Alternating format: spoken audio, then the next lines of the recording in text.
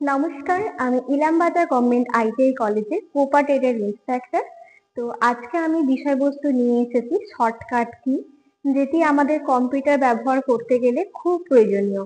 যেমন আমরা জীবনে চলার পথে আমরা অনেক কিছুই আমরা শর্টকাট ব্যবহার করি, সেই রকমই আমরা যদি শর্টকাট কিছু কি আছে যেগুলো ব্যবহার করলে আমাদের কম্পিউটারে খুব সহজে আমরা কিছু জিনিস রান করাতে পারি।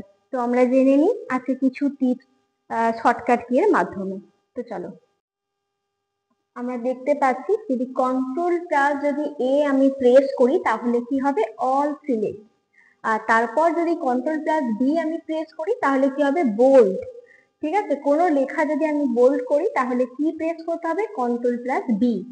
আচ্ছা, তারপরে চলে আসছি কপি। তাহলে কপি কি করে করব না, কন্ট্রোল প্লাস সি, সিতে হবে কপি। আর কন্ট্রোল প্লাস যদি ভি করি তাহলে যে জিনিসটা কপি করলাম সেটা আমরা পেস্ট করতে পারবো। আচ্ছা, তারপরে চলে এলো কন্ট্রোল প্লাস ডাব্লিউ, কি হবে, ক্লোজ দ্য উইন্ডো। ওকে, তারপর চলে এসো কন্ট্রোল প্লাস এক্স, এক্স এ কি হবে না, কাট। আচ্ছা, তারপরে দেখতে পাচ্ছ control plus N, control plus N A আমরা কি করব না, কোনো জিনিস যদি করতে চাই সেটা নিউ পেজে রূপান্তরিত হবে। ঠিক আছে, তো চলো, তারপর হচ্ছে কন্ট্রোল প্লাস পি, কি হবে না, প্রিন্ট। কোনো কিছু যদি আমরা প্রিন্ট বার করি তো সেক্ষেত্রে আমরা কন্ট্রোল প্লাস পি পেস্ট করলে আমরা প্রিন্ট বার করতে পারবো। ওকে, আচ্ছা, তারপরে চলো কন্ট্রোল প্লাস ডি, দেখতে পাচ্ছ সেখানে হবে ডিলিট। কন্ট্রোল প্লাস এস হচ্ছে সেভ, কন্ট্রোল প্লাস জেড হচ্ছে আনডু।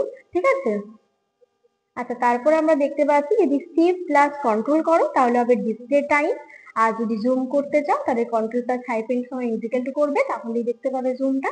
আচ্ছা, তারপরে আসছে কি, আল্টার প্লাস যদি শিফট প্লাস এস করো তাহলে হবে স্ক্রিনশট। সবটাই দেখো আমি বোর্ডে লিখে দিয়েছি, সবাই নোট ডাউন করে নিতে পারো। ঠিক আছে, ঠিক আছে, আরো প্রচুর শর্টকাট কি আছে আসছি আমি নেক্সট ভিডিও নিয়ে।